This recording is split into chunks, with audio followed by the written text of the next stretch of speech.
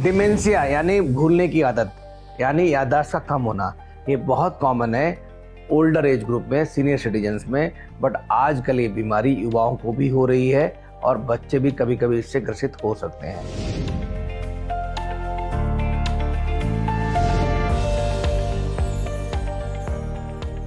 नमस्कार दोस्तों, मैं हूं डॉक्टर डी के Gupta, chairman Felix hospital Noida.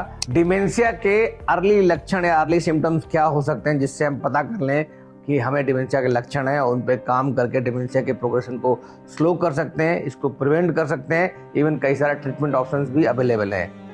अब बात करते हैं डिमेंशिया होता क्या है। डिमेंशिया दरअसल दिमाग में सोचने, याद रखने और रोजमर्रा की बातों को समझने की क्षमता का धीरे धीरे घट जाना है। ये बीमारी धीरे धीरे बढ़ती है और आगे चलकर रोजमर्रा के कामों पर भी आपके असर डाल सकती है। तो इसलिए अर्ली साइन और अर्ली सिम्टम्स को कैप्चर करना बहुत इंपॉर्टेंट है। अगर हम अर्ली डायग्नोसिस बना सकते हैं तो इसके प्रोग्रेशन को स्लो कर सकते हैं, मैं फिर बोल रहा हूँ, और इसको प्रिवेंट भी कर सकते हैं। तो शुरुआती संकेत क्या हो सकते हैं, जैसे छोटी छोटी बातें भूल जाना, रिसेंट बातें जो है वो कन्वर्सेशन को याद ना रखना, बातचीत करते करते शब्द ढूंढना, बीच में शब्द नहीं मिलना, सामान्य फैसले मतलब बहुत सिंपल डिसीजन लेने में गलतियां हो जाना, भूल जाना, सिंपल डिसीजन लेने में आपको दिक्कत होना या आपको असमंजस होना, उलझन महसूस होना, ये भी बहुत कॉमन सिम्टम हो सकता है। अगर आप दिन, तारीख और स्थान भूल जाते हैं, मीन्स आपका डेट, टाइम और प्लेस के लिए ओरिएंटेशन ठीक नहीं है, तो ये भी डिमेंशिया का अर्ली सिम्टम हो सकता है। अगर आपके अंदर मूड में चेंजेज आ रहे हैं, आपके व्यवहार में चेंजेज आ रहे हैं, जैसे कोई चीज़ पहले बहुत पसंद थी आपको बट अब उसमें रुचि कम हो गई है, तो ये भी डिमेंशिया का अर्ली सिम्टम हो सकता है। अगर ऐसे साइन एंड सिम्टम्स आपको दिखें और धीरे धीरे लग रहा है वो बढ़ रहे हैं, तो डॉक्टर की सलाह आपको अवश्य लेनी चाहिए। खास करके आपको न्यूरोलॉजिस्ट को दिखाना चाहिए। सिर्फ याददाश्त थोड़ी कमजोर होना हमेशा डिमेंशिया नहीं होता। मतलब याददाश्त कमजोर कई कारणों से अलग भी हो सकती है, जैसे आपकी बढ़ती उम्र है, इवन तनाव के कारण कभी कभी याददाश्त कम हो जाती है, नींद की कमी की वजह से याददाश्त कम हो जाती है, इवन थकान के कारण भी आपकी याददाश्त कम हो सकती है। तो डिमेंशिया और याददाश्त कम होना दोनों अलग चीजें हैं। बट डिमेंशिया में याददाश्त कम होती है, कंफर्म है, बट याददाश्त कम होना कई और कारणों की वजह से भी हो सकता है, जैसे मैंने आपको बताया।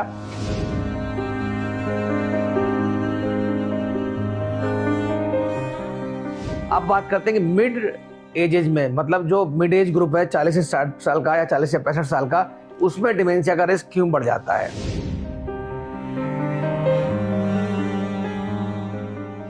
कई सारे रिस्क फैक्टर्स हैं जिनको आप मिटिगेट कर सकते हैं, जिनको आप कंट्रोल कर सकते हैं, जिसकी वजह से डिमेंशिया होता है।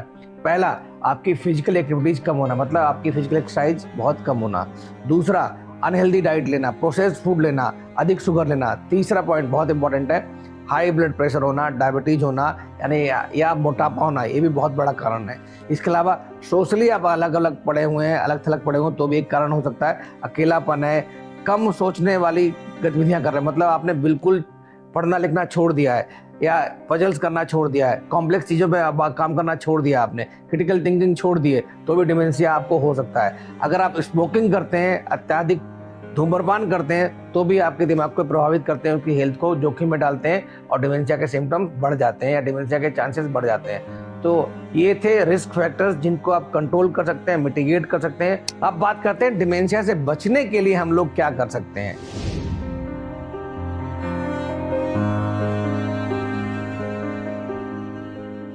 अब बात करते हैं हेल्दी डाइट। दिमाग के लिए कौन सी आपकी हेल्दी डाइट है, इसको बोलते हैं मेडिटेरियन डाइट बोलते हैं, मतलब green leafy vegetables, seasonable fruits, omega 3 fatty acids वाले रिच फ्रूट्स।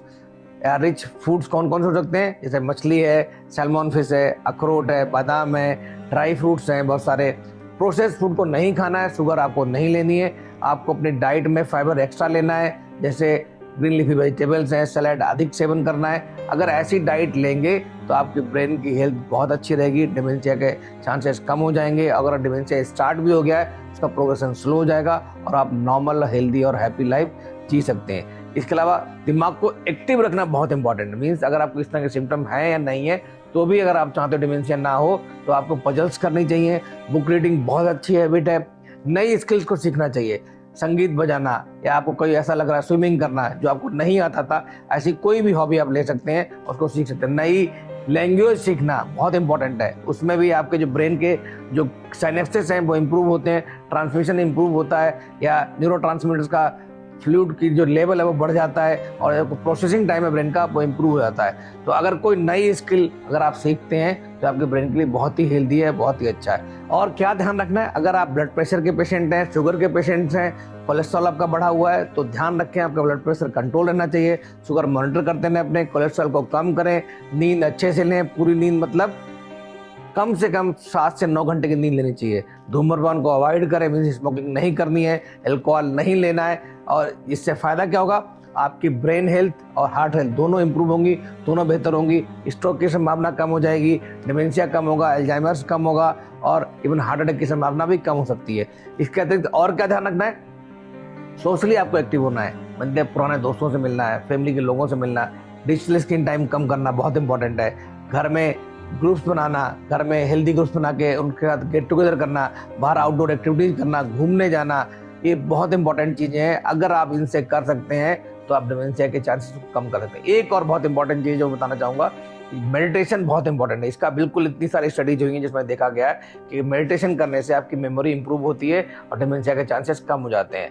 और अकेलापन यानी कि अकेले रहना, आजकल बहुत सारे फैमिलीज हैं, बहुत सारे सीनियर सिटीजन्स हैं, अपने बच्चों से दूर रह रहे हैं, प्लीज़ कोशिश करो साथ साथ रहो। जॉइंट फैमिली बहुत इंपॉर्टेंट है, न्यूक्लियर फैमिली में भी है तो सोसाइटी के अंदर एक ग्रुप बना लें अपने सेम एज ग्रुप का, उनसे मिलें, बात करें, साथ में योगा करें, एक्सरसाइज करें, प्राणायाम करें, मिलके करेंगे तो उसके रिजल्ट और अच्छे आते हैं। तो अगर आप इन सब चीज़ों को ध्यान रखेंगे, इन चीज़ों को फॉलो करेंगे तो डिमेंशिया की जो प्रॉब्लम है वो कम हो सकती है।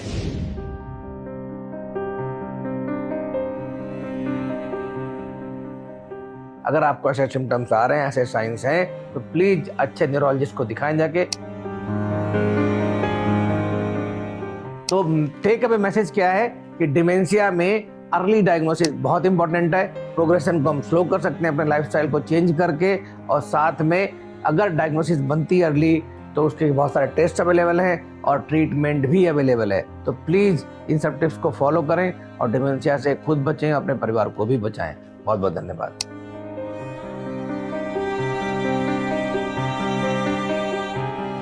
हेल्थ से जुड़ी ऐसी कई और जानकारी के लिए फेलिक्स हॉस्पिटल के YouTube चैनल को सब्सक्राइब करें और अपने सवाल कमेंट बॉक्स के जरिए हम तक पहुंचाएं। और डॉक्टर की अपॉइंटमेंट के लिए दिए गए नंबर 9810455953 पर संपर्क करें।